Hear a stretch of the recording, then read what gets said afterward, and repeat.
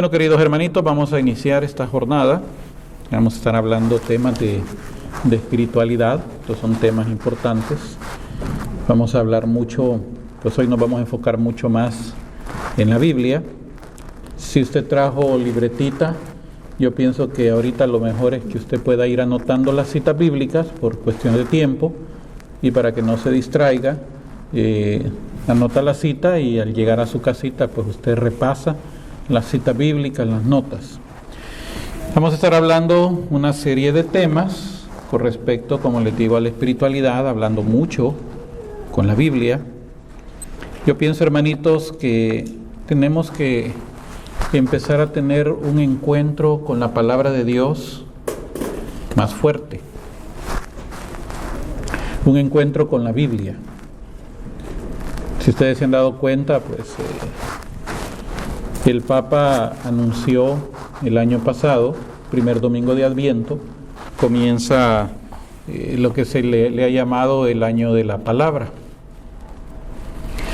¿Qué significa eso? Que durante este año el énfasis va a ser en la Biblia. Y nosotros tenemos que tener una vida de lectura bíblica, una vida de constante lectura, conocer la palabra de Dios, profundizar en la palabra de Dios, leerla constantemente, asiduamente. ¿Qué significa eso? Que todo el tiempo hay que leerla. Hay que leerla sistemáticamente. ¿Qué significa eso? No como que somos changuitos que agarramos un versículo y de ahí saltamos a otro versículo y de ahí saltamos a otro y andamos así, porque entonces no tenemos el panorama completo, no conocemos el panorama completo. Otra cuestión bien interesante es que hay gente que dice, y usted ha oído quizás, y a lo mejor más de alguna ocasión quizás usted lo dijo, pero hay un famoso dicho por ahí que dice, la vida no trae manual de instrucción. ¿Cómo no? Es la Biblia. Ahí está el plan de Dios. Hace años yo escuchaba a un predicador que decía algo que a mí me gustó y tiene razón. Es el mapa de nuestra vida. Usted sabe que si usted va a un lugar y no conoce, yo me acuerdo hace años, usted se acuerda antes que aparecieran los GPS y la gente tenía que trasladarse de un lugar a otro y andaban unos grandes mapas así. Yo me acuerdo cuando, hace, imagínense, 25, 20 y tantos años, y cuando yo iba a visitar a mi familia a Nueva York, yo siempre me iba a conseguir el mapa de ahí de la ciudad. Siempre se me perdía, cada viaje era un mapa nuevo porque siempre se me perdía. Y ahí andaba yo en la ciudad con el gran mapa. Ahora no, con el teléfono ya cuando ya conoce, ya no necesita mapa. Entonces, y la vida es igual. La vida tiene un mapa. Y es la palabra de Dios. Por eso Dios la dejó, hermanos. Mire, la Biblia no la dejó para tenerla en un altarcito, ahí con unas velitas y ahí bien bonita. No, la Biblia la dejó para que la conozcamos. Y ahora nosotros nos ha tocado vivir en una generación bien interesante, porque ahora tenemos acceso a la palabra de Dios con más facilidad que la gente de antes. Fíjese que la gente de antes no tenía acceso a la Biblia, no habían imprentas. El único acceso que había a las escrituras era cuando los monjes copiaban la Biblia y ellos iban haciendo las copias, y la gente iba a sus reuniones y ahí se escuchaba la palabra de Dios. Ese era todo lo que tenían. Y se vivió en una época muy interesante, porque si usted conoce un poco sobre la historia de la iglesia, usted sabe bien que durante mucho tiempo la iglesia, todo el ritual, toda la celebración se hacía en latín. Entonces la gente no entendía nada. Usted sabe qué es lo que hacía la gente antes del Concilio Vaticano II. La gente lo que hacía era que se llevaba su rosario, y en lo que el sacerdote estaba ahí haciendo todas sus oraciones en latín, la liturgia en latín, que la gente no entendía, la gente estaba rezando. Y hay gente que se ha quedado ya ancianitos que todavía se han quedado con esa costumbre. Pero era porque como no entendían nada, pues se llevaban su rosario. Pero ahora ya no, ya tenemos acceso a la palabra de Dios. Ya tenemos, pues hasta en los celulares la andamos cargando. Ahora es pecado no leerla. Pecado de negligencia, de desidia, de haraganería, de flojera. Es pecado no leerla. Y cuánta gente en tantos años que yo le he venido diciendo, ya leyó su Biblia, No leen la Biblia. Y siempre se recalca, lean la Biblia. Y algunos más avispados salen y me dicen, es que usted todavía no se le ha quitado lo de la sola escritura. Ni saben ni siquiera qué es la sola escritura. Creen que porque uno dice, lea la Biblia, ya creen que ya uno tiene otras ideas. Entonces la idea durante estos días precisamente es tener un encuentro más profundo con la palabra de Dios y ver principios. La palabra de Dios tiene principios bien importantes para nuestra vida.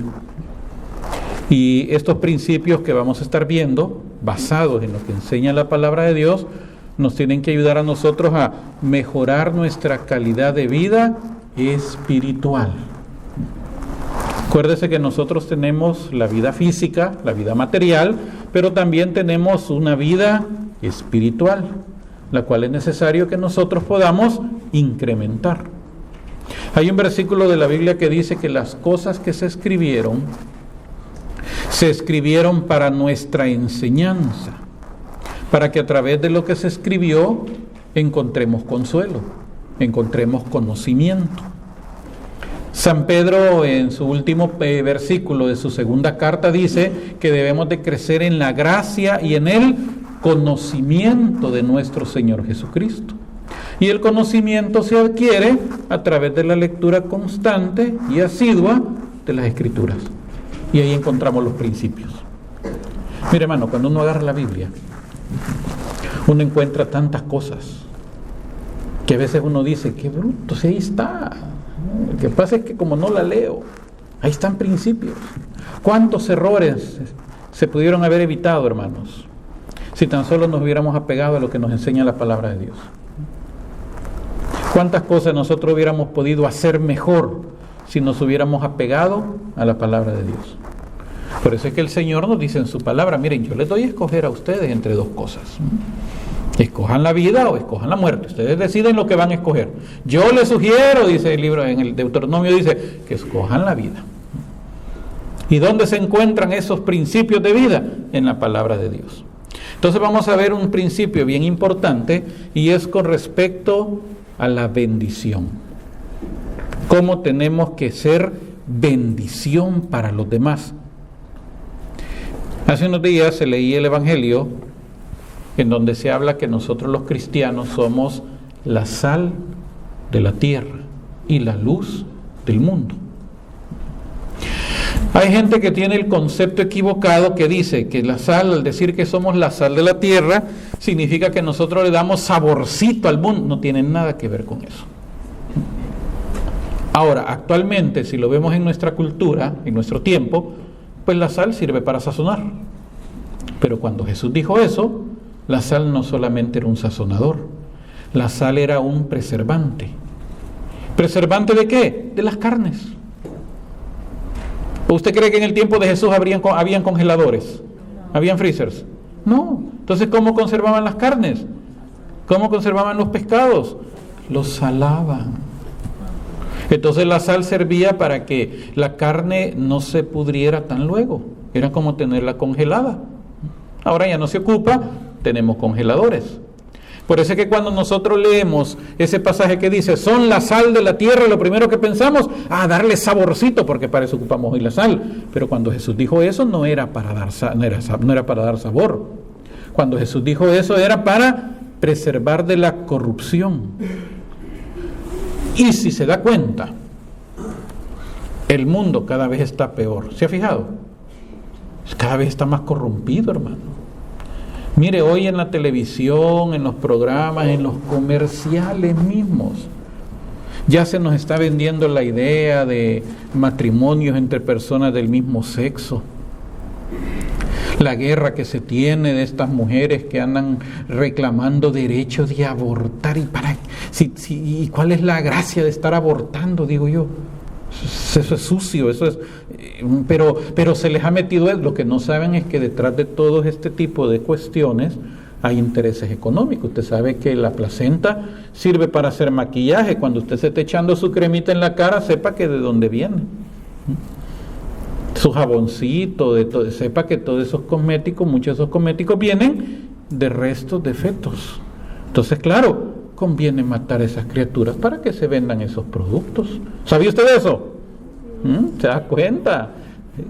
Entonces, realmente hay muchos intereses detrás de todo esto. Y en la sociedad cada vez está más corrupta. Veamos los jóvenes, por ejemplo. Ahorita les interesan las cosas de Dios. La gente, ¿cómo vive? La mayoría de la gente vive en pecado. Vive en inconversión. En mi canal de YouTube acabo de subir un tema que precisamente así se llama, cuando Dios no habla, tomando como referencia cuando vino Dios y le habló a Samuel, y Samuel vivía en el lugar, no había templo todavía, pero vivía en el santuario. Samuel vivía con el sacerdote Elí. El sacerdote Elí tenía 2 hijos que también eran sacerdotes. Y los muchachos eran unos impíos, unos bandidos que hasta se acostaban con las mujeres que cuidaban el templo, ahí el santuario, ahí se acostaban, ahí delante en esa época era el lugar santísimo. Ahí se hacían sus porquerías. No respetaban las ofrendas.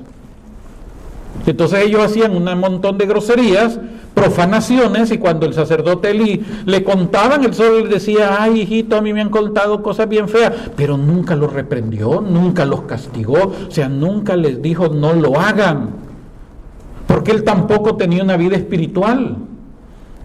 Cuando viene y Dios le habla a Samuel, ahí dice claramente el libro de Samuel, en esa época dice que no había palabra de Dios frecuentemente, o sea que Dios no hablaba, era un sacerdote que no recibía palabra de Dios. Y si no recibía palabra de Dios, ¿usted cree que le podía transmitir esa palabra a la gente? No. Y eso es lo que estamos viendo actualmente en muchos sectores. Líderes religiosos que como no tienen una comunicación con Dios, no tienen una cercanía con Dios, no tienen nada que transmitir. Entonces usted escucha homilías, predicaciones, etcétera, en donde dicen muchas cosas, pero no dijeron nada. No enseñaron nada. Hablaron bonito, contaron chistes, la pasaron bien chévere, pero no dijeron nada. Entonces cuando Dios le habla, Samuel tampoco conocía la palabra de Dios. Y era servidor en el templo. Fíjese qué situación más delicada. No conocía la palabra de Dios y servía a Dios sin conocer la palabra. Ahí nos enseña otro principio bien interesante. Muchos pueden servir sin conocer a Dios. Sirven a Dios, pero no lo conocen. Cuando Dios le habla a Samuel y escucha a Samuel que le están hablando, Samuel no se imaginó que era Dios, él pensó que era Elí el que le estaba hablando y se fue a meter donde Elí y le dice: ¿qué manda, Señor? Y Dios: no te ha hablado, le dijo. Anda, acostate, le dijo. Al ratito otra vez la voz de Dios hablándole: Samuel, y aquel otra vez de regreso: ¿me llamas? No, yo no te he llamado. A la tercera vez entonces Elí entendió que era Dios. Entonces le dijo: si te vuelve a llamar, dile: habla, que tu siervo escucha. Y otra vez le habló. Y así fue que le dijo: habla, que tu siervo. Y viene Dios y le da un mensaje duro contra Elí. En la mañana Samuel no le quería dar el mensaje a Samuel. A Elí, Samuel no le quería dar el mensaje, hasta que Elí lo obliga y le dice y lo conjura: me tienes que decir y Dios te castigue si no me dices. ¿Qué fue lo que él te dijo? Entonces vino Samuel y le tuvo que decir: dice que te va a destruir junto con tus hijos, porque no lo han obedecido. ¿Y sabe lo que dijo Elí? Bueno, dijo, él es Dios, que haga lo que él quiera. Imagínese, en vez de ir y decirle: Señor, pero imagínese que Dios le hablara a usted y le dijera en la noche: mira, te voy a acabar con todo y tu familia. ¿Qué haría usted? Ya no duerme, hermano. Esa noche se pone de rodillas y pasa toda la noche clamándole al Señor. ¿Verdad que sí? Aquel no, aquel dijo: ay, que haga Dios lo que él quiere. Imagínense, terminaron muriéndose los 2 hijos y él se los acabó. O sea que ni tampoco él estaba interesado. Pero aquí viene algo bien interesante. ¿Usted cree que el ministerio de este hombre era de bendición para la gente? No. Él hacía todo el ritual, porque había que hacer todo un ritual. Él era profesional en su ritual, pero no estaba haciendo de bendición para nadie. Tanto es así que cuando Ana, muchos años antes de este pasaje, Ana, la mamá de Samuel, si usted ha leído la Biblia, conoce la historia. Este hombre, Elcana, tenía 2 mujeres. En esa época era válido, era permisible. Con una de sus mujeres tenía hijos y con la Ana no. Entonces Ana sufría, porque para la cultura hebrea una mujer sin hijos estaba bajo maldición. Entonces esta mujer sufría por eso. Entonces un día estaba en el templo, ahí en el santuario, orando. Pero dice que no se escuchaba su voz, solo se veía que se movían los labios.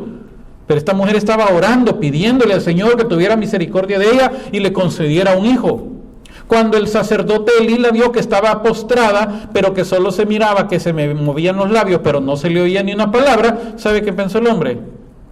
Estaba borracha. Y llega y le dice, mira, y mejor andate ahí, que te baje la volencia, decimos en mi país, que te baje. O sea que el hombre ni siquiera tenía discernimiento para ver lo que esta mujer le estaba viviendo. Entonces la mujer le dijo, no me tengas por una mujer impía, lo que pasa es que estoy en amargura de mi corazón y le estoy haciendo petición. Bueno, pues hay que Dios te conceda lo que imagínense. O sea que su trabajo, el trabajo que este hombre hacía, no servía para nada, no era de bendición.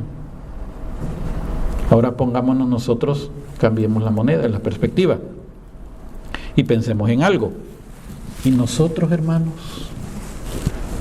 somos de bendición o no somos de bendición? Donde nosotros estamos, en el entorno donde vivimos, ¿somos de bendición o no somos de bendición? En nuestra familia, ¿somos de bendición o no somos? Entonces tenemos cada quien tener que ubicarse en base a lo que nos va enseñando estos principios de la palabra de Dios. Primera cita que vamos a leer, Génesis capítulo 12, versículos del 1 al 3. Anótela en su libretita, como le dije, y la busca después y la repasa. Ahorita solo escuchemos para avanzar. Génesis capítulo 12, versículo del 1 al 3. Pero el Señor había dicho a Abraham, todavía no se llamaba Abraham. Acuérdense que Dios le cambia el nombre. En este momento, Abraham, Génesis 12, versículo 1 al 3. Abraham quiere decir padre enaltecido.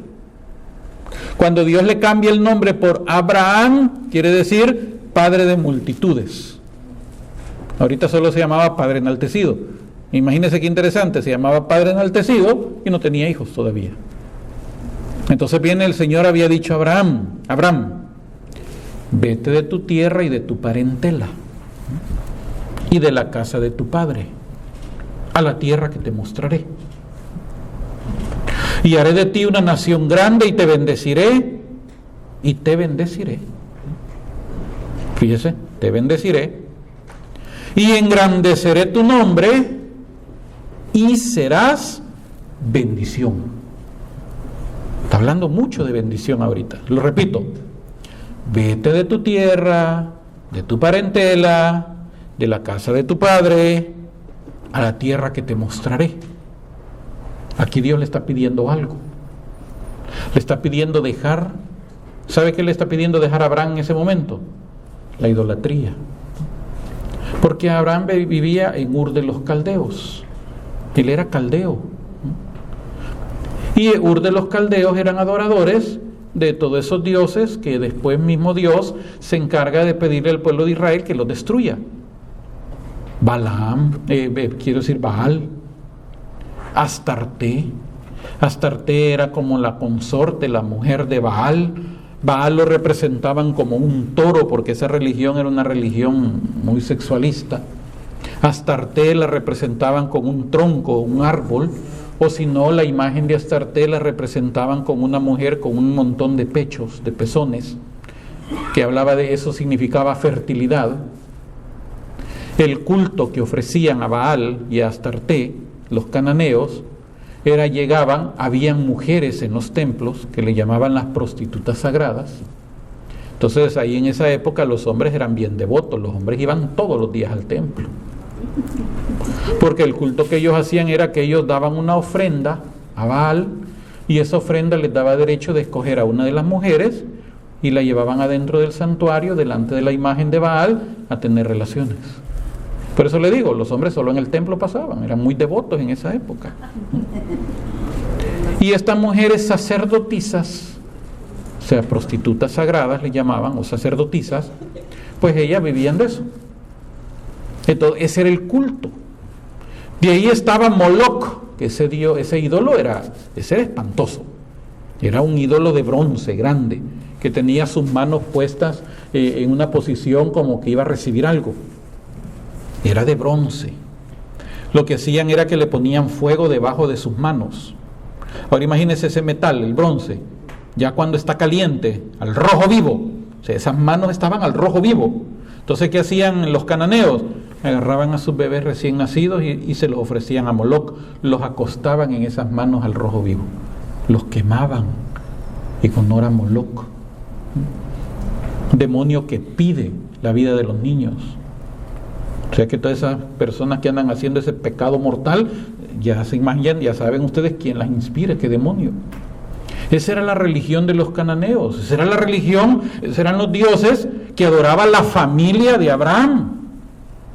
Pero en este momento Dios le está diciendo a Abraham, vete de tu tierra, de tu parentela, porque a veces es mejor alejarse, hermanos.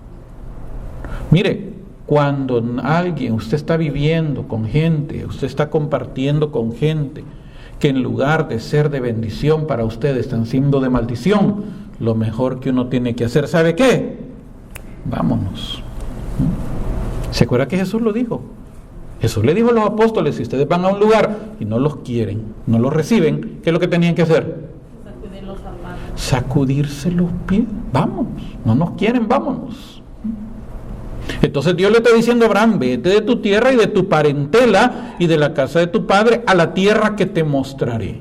Hay que estar pendiente, hay que estar atento a lo que Dios nos muestre. Eso significa, tenemos que estar pendientes y atentos a hacer la voluntad de Dios. Y luego viene y empieza Dios a darle bendiciones, empieza a darle promesas de bendición. Haré de ti una nación grande. Yo me pongo a pensar que Abraham se ha de haber puesto a pensar, ¿cómo una nación grande si no tengo hijos? Me está diciendo Dios que voy a hacer una nación grande y no me ha querido dar hijos. Por eso es que Abraham es llamado el padre de la fe, porque dice claramente que creyó en Dios, creyó a Dios, y eso lo tuvo a él por justicia. Creyó a Dios. No creyó en Dios, creyó a Dios. Entonces él tuvo la opción de rechazar, pero en este caso lo que él hizo fue aceptar lo que Dios le estaba diciendo. Creyó en lo que Dios le estaba diciendo. Haré de ti una nación grande y te bendeciré y engrandeceré tu nombre, pero ahora viene Dios y le dice a Abraham, y será bendición. Entonces cuando Dios nos da bendición a nosotros, significa, hermanos, que nosotros tenemos que ser de bendición para otros.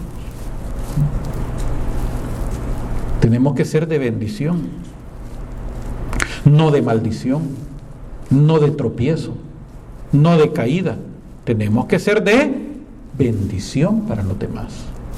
Entonces dice aquí, engrandeceré tu nombre, seré bendición. Pero ahora viene una promesa, que esta promesa Dios se la dio a Abraham, y ya se va a fijar cómo estas promesas se mantienen. Porque acuérdese, la misma palabra de Dios dice que las promesas de Dios, los dones de Dios, los llamamientos de Dios son irrevocables. ¿Qué significa irrevocable?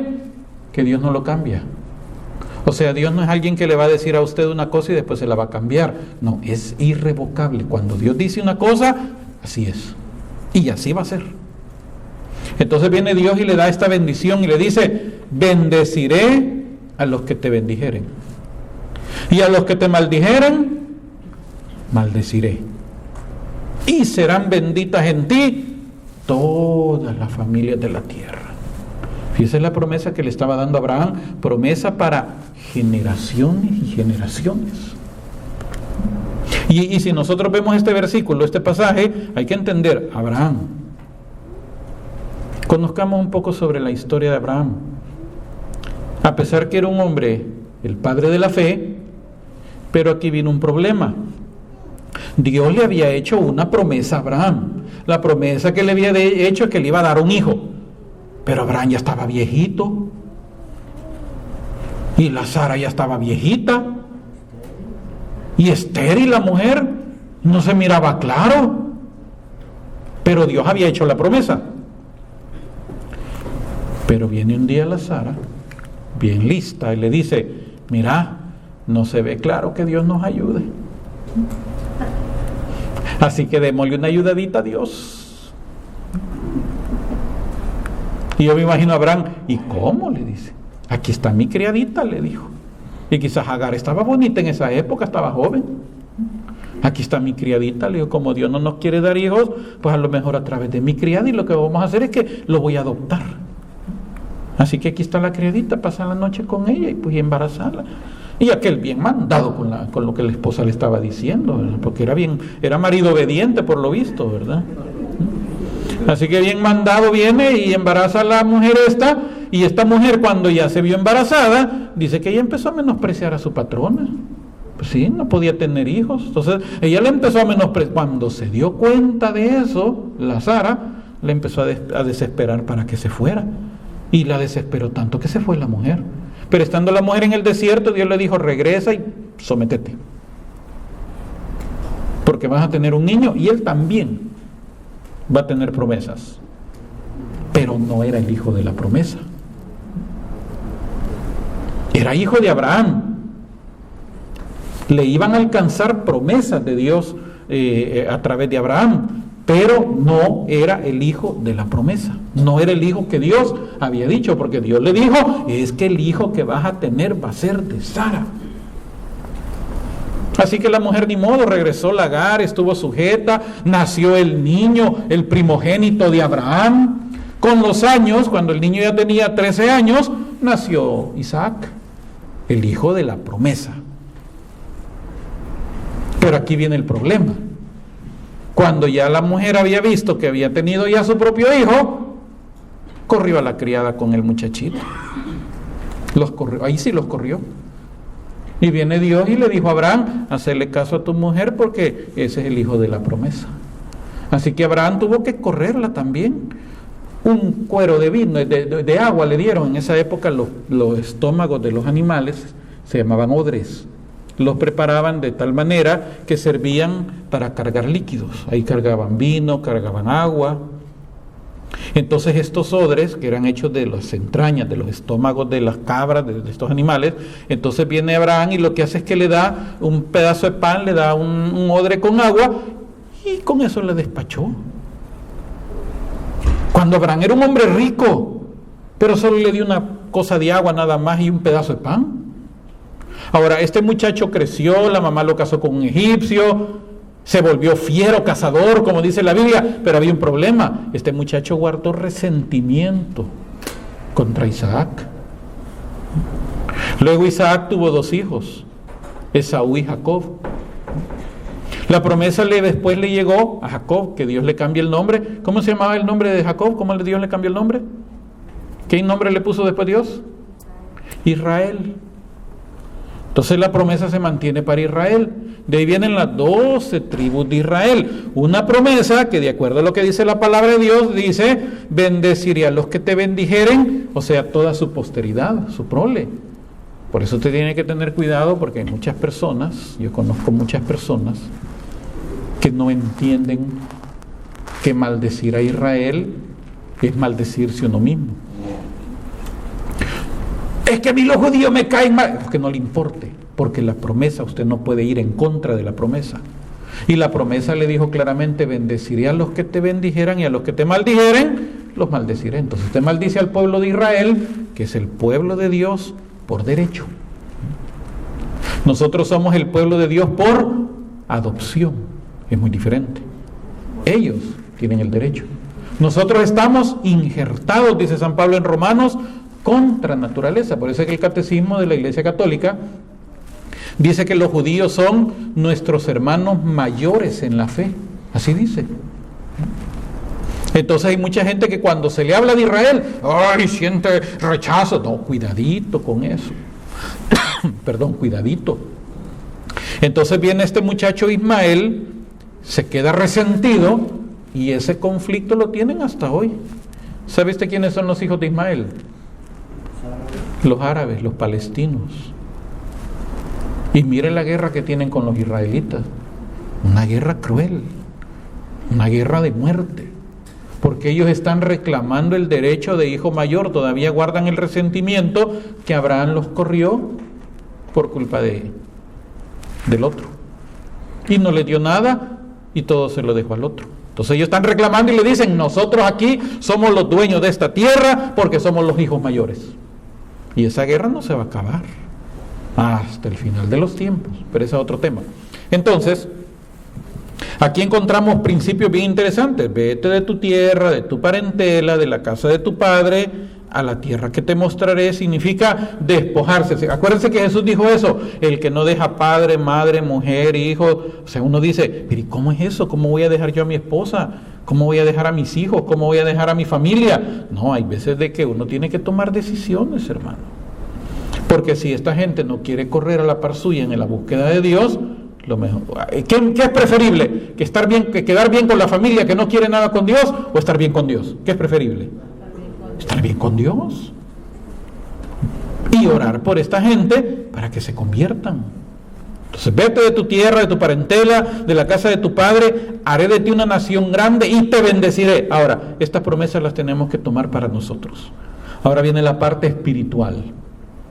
Acuérdense que la Biblia tiene dos sentidos de interpretación: el sentido literal, que es el primer sentido de interpretación bíblica, y el sentido espiritual. Algunos solo se quedan en la parte espiritual y después terminan diciendo que no hubieron milagros, que Jesús no caminó en el agua, que cuando no multiplicó los panes, sino que eso significa de que tenemos que compartir. Ahí empiezan a decir un montón, a quitar, que el maná eran florcitas que crecían en el desierto. Empiezan a quitar un montón de cosas que la palabra de Dios dice que ocurrieron. Entonces,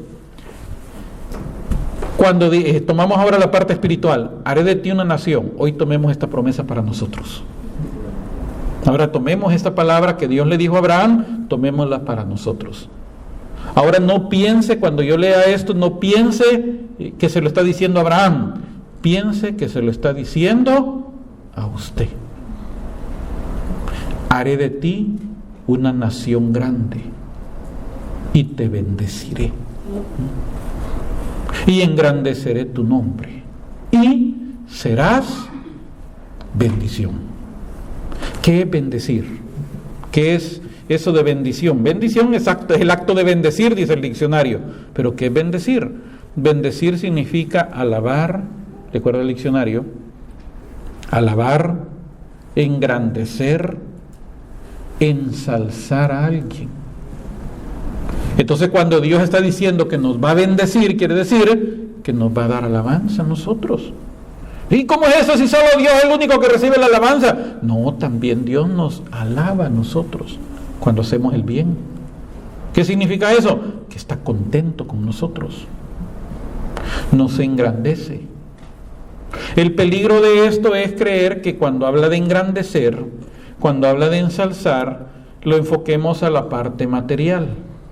Y venimos nosotros y creemos que hablar de engrandecer, de ensalzar, sigue diciendo en la definición de bendecir, dicho de la providencia, colmar de bienes a alguien o hacer que prospere. Entonces ahora podemos venir y equivocarnos, como algunos se han equivocado, como esta teología de la prosperidad, que dicen, es que Dios quiere que usted esté bendecido, prosperado, que usted esté no sé cómo, que usted esté bien, que usted tenga buen carro, que usted tenga varias casas, que solo los tontos están mal, y empiezan a decir un montón de cosas que no es lo que enseña la palabra de Dios. Cuando hablamos de colmar de bienes, es que en medio de la prueba, en medio de la tribulación, estamos seguros y confiados que Dios está con nosotros. ¿Se acuerda de los jóvenes aquellos que metieron al horno de fuego? ¿Los metieron al horno, sí o no? Sí. ¿Pero qué pasó con ellos? Pero ellos tomaron una decisión, y cuando el rey les dijo, y van a adorar a mi Dios, pues no le dijeron. Nosotros solo adoramos al Dios verdadero, le dijo. Y Él nos puede librar del fuego. Y si no nos libra, pero no vamos a adorar a tu Dios. O sea que ellos estaban decididos. Los librara o no los librara, ellos estaban decididos a no ofender a Dios. Entonces cuando entraron al horno, dice de que hubo una brisa alrededor de ellos. O sea que adentro había fresquito, así como estamos aquí con frío, así estaban ellos ahí. En medio del horno estaban así con frío, que todos abrigados estamos acá. Y el rey se espantó porque dice, ¿y que no fueron 3 los que echamos? Sí, pero yo veo 4, dijo. Era una teofanía de la segunda persona de la Trinidad en ese momento. Era una teofanía, una manifestación de Dios. Entonces cuando van viendo, sí, el 4, dice el rey, parece hijo de dioses, dijo. Entonces los llamó para que salieran del fuego, y salieron del fuego y se les acercaron. Dice que no, ni olor a quemado tenían, nada, ni olor a humo, nada. ¿Te recuerda ya en nuestros países cuando uno va afuera de la ciudad, más que todo en el campo, donde se cocina con leña? Y están las cocinas de leña y está el olor a leña y el humo, y cuando uno sale de ahí y uno se huele la ropa, ¿qué huele? A humo huele, hermano. Esos no olían a nada, ni a humo olían. Ahora, ¿Dios los ayudó?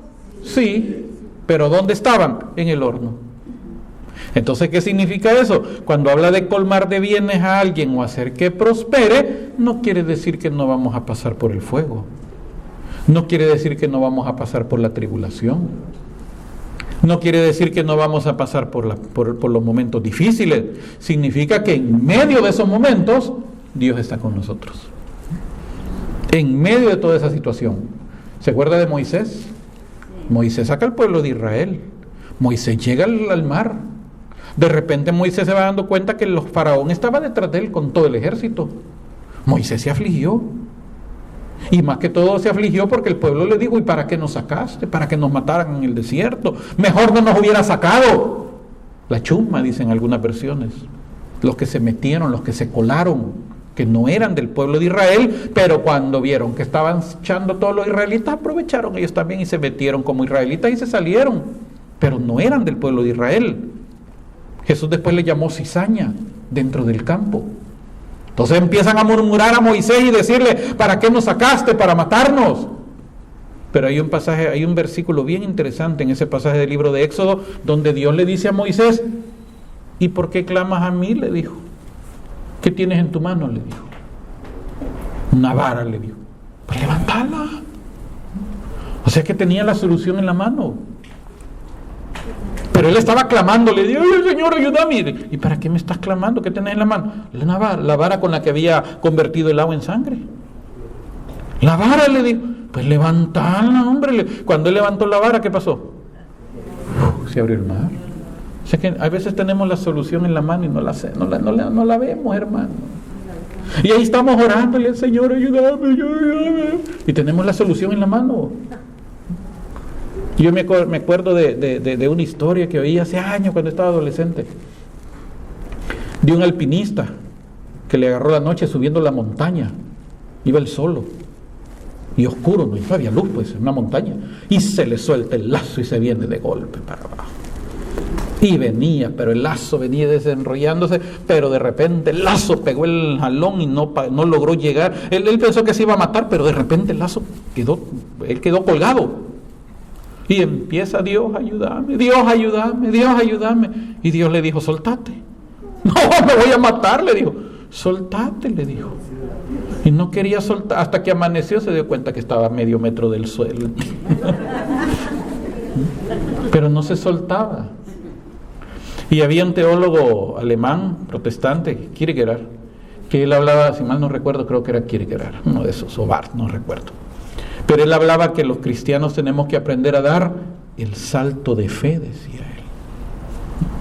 O sea, es un salto al vacío, en lo oscuro, solamente confiando que la mano de Dios está ahí. Un salto de fe. Entonces, bendecir significa engrandecer, alabar, ensalzar a alguien. Dicho de la providencia, colmar de bienes a alguien o hacer que prospere. Entonces viene Dios y le dice a Abraham: te engrandeceré, haré de ti una nación grande, te bendeciré, engrandeceré tu nombre, pero será bendición. Tenemos que aprender a ser bendición.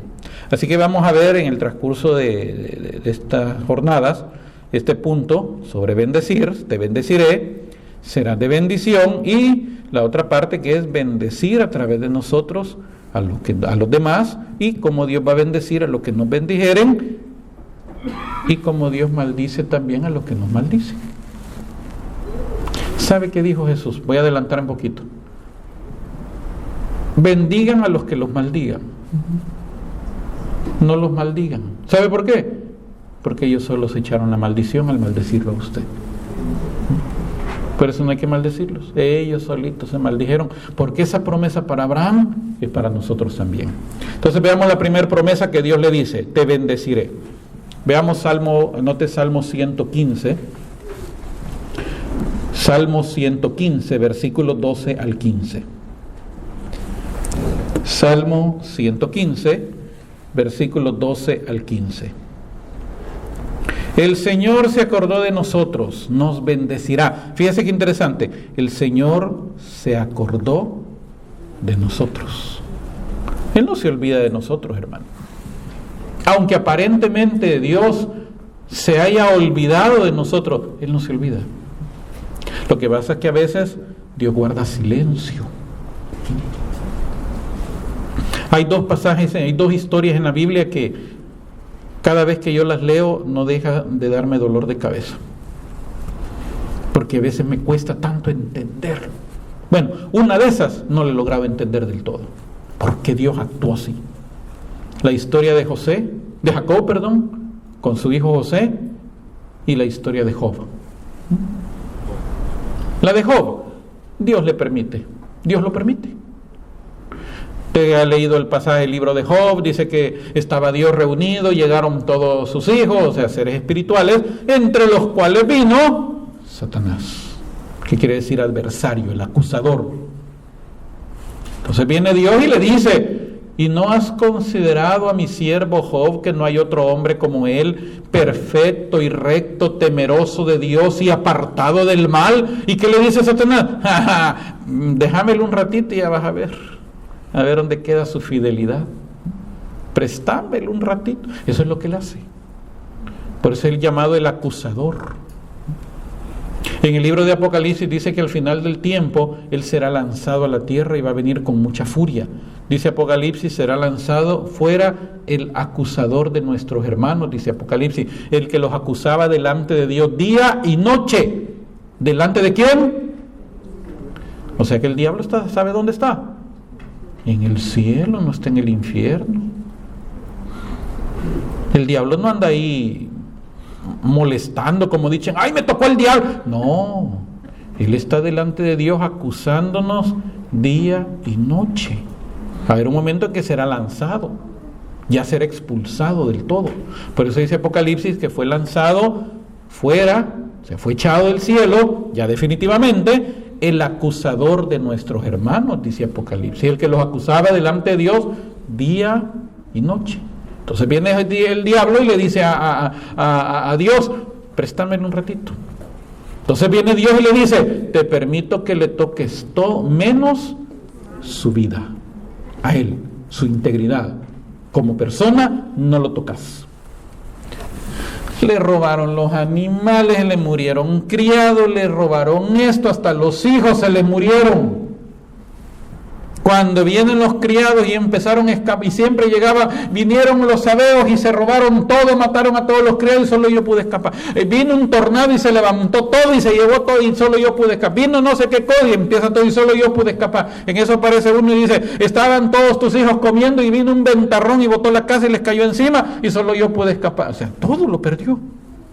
Después que era un hombre bendecido, prosperado económicamente, se quedó sin nada. ¿Sabe qué dijo Job? Bueno, Dios me lo dio, Dios me lo quitó. Sea el nombre de Dios bendito. No maldijo a Dios, no renegó a Dios, no como nos hubiera pasado a nosotros. ¿Y por qué, Dios mío, dónde está? No, simplemente dio bendición. Dios me lo dio, Dios me lo quitó. ¿Y a cuánto nos ha pasado eso a nosotros, verdad? ¿Verdad que nos ha pasado más de una vez? Bueno, Señor, si esto es tuyo, pues está bien, yo no voy a pelear por esto. Si es tuyo, tú me lo diste y tú me lo quieres quitar, pues ahí está. Yo no voy a pelear, incluso ni siquiera nuestra vida. Hace unos días me comentaron que aquí en Virginia, en Manassas, una comadre mía, me habló el esposo de ella, mi compadre, para contarme que le hallaron un cáncer en un pulmón y ya bien avanzado, y que ya el doctor ya les dijo que se resignen. Entonces me dice mi compadre: ahora lo que yo no entiendo, ¿por qué Dios años sirviendo y no entiende. ¿Cómo es eso? Si Dios así lo quiso. Y el día que Dios le diga a alguno de nosotros acá, te toca, ¿qué vamos a hacer? Tenemos que aceptarlo, hermano. Mire Ezequías, lo que le pasó al rey Ezequías. Dios le manda a decir a través del profeta Isaías, dice Dios que te prepares porque te toca. ¿Y qué hizo Ezequías? Dice que se deprimió, empezó a llorar, se fue a su cuarto, se acostó de cara a la pared y pegó una chillada, ese hombre que pegó una gran chillada. Que Isaías no había terminado de salir cuando Dios le dijo, regresate y decirle chillón que le voy a dar 15 años más, le dijo. Y se regresa Isaías y le dice el Señor que se te está chillando que te va a dar 15 años más. Ahora, dejemos la historia hasta ahí. Dije, cualquiera puede decir, miren el poder de Dios, ya ve, hermano, uno tiene que clamar al Señor, uno tiene que orar al Señor. Y una vez escuché a un predicador que dijo, y si Ezequías cuando le acabaron los 15 años hubiera pegado otra chillada, ahí estuviera todavía chillando, pero estuviera todavía. Dije, pero no es así la cosa. Porque le dio 15 años. Pero cuando terminaron sus 15 años y murió, comenzó a reinar Manasés. Y dice el libro de Reyes y el libro de Crónicas que Manasés tenía 12 años cuando comenzó a reinar. 12 años. Quiere decir que Manasés nació en ese periodo de 15 años, o sea, llevaba 3 años del tiempo extra cuando nació Manasés. Entonces tenía 12 años, dice el libro de Reyes y Crónicas, 12 años tenía Manasés cuando comenzó a reinar e hizo lo malo delante de Dios. Hizo cosas peores que las que habían hecho los demás reyes de Israel. Peores. Y este Manasés después tuvo un hijo que se llamó Amón, que Amón colmó la ira de Dios. A tal punto que ahí fue donde apareció Nabucodonosor y se los acabó a todos y se los llevó para Babilonia. Si ese hombre Ezequías hubiera aceptado lo que Dios le dijo en el momento, no nace Manasés. No hubiera llegado Nabucodonosor con el transcurso de los años. Pero como no aceptó la voluntad de Dios, porque a nosotros se nos enseña o se nos ha enseñado, y a lo mejor eso le pasó a Ezequías. Ezequías le sacó a Dios lo que le había hecho. Acuérdate, Señor, que yo he caminado delante de ti. O sea, le sacó a Dios el servicio que le había dado. Entonces Dios se lo permitió para enseñarnos a nosotros. Entonces dice acá, el Señor se acordó de nosotros. El otro caso, como les decía, es el caso de Jacob. Su hijo se lo llevan, sus mismos hermanos lo venden a Egipto, José llega a Egipto, a Jacob le hacen creer que una fiera había matado a su hijo. 20 años pasó llorando Jacob por su hijo. No se consolaba, todos los días lloraba por José, era su hijo preferido. Y todos los días, 20 años. Y yo me imagino que en esos 20 años y en esos lloros que él hacía, en esos llantos, le preguntaba a Dios, le reclamaba a Dios, ¿por qué permitiste que mi hijo muriera? ¿Por qué no protegiste a mi hijo? ¿Por qué dejaste que la fiera lo despedazara? Y José estaba en Egipto, primero de esclavo y después de virrey. Y Jacob ni sabía. Jacob reclamándole a Dios.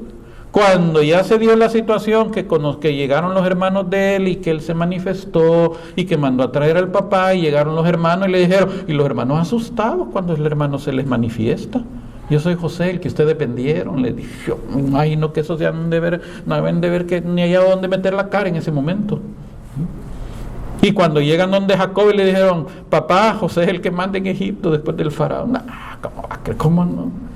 Y ahí te mandó carretas y te mandó que te fueras para allá. Y cuando vio, pues si mi hijo está bien. Y esa noche Dios le habla a Jacob y le dice, desciende a Egipto porque ahí está tu hijo. 20 años después Dios le habló. Dios no le pudo haber dicho nada. 20 años en silencio Dios. Ese pasaje sí, para mí, créame que todavía me cuesta. ¿Cómo es posible que Dios guarde tanto silencio? Pero aquí encontramos lo que nos dice el Salmo. Dice que Dios se acordó de nosotros. O sea que Él no nos olvida. Dice un profeta que nos tiene esculpido en sus manos, o sea, nos tiene marcados. No se olvida de nosotros. Bendecirá a la casa de Israel, bendecirá a la casa de Aarón. Pero el versículo 13 de ese Salmo 115 dice, bendecirá a los que temen al Señor. Aquí viene una condición. Si queremos recibir bendición, mis queridos hermanos, tenemos que tener temor a Dios. ¿Y qué quiere decir temor? Respeto. Respeto.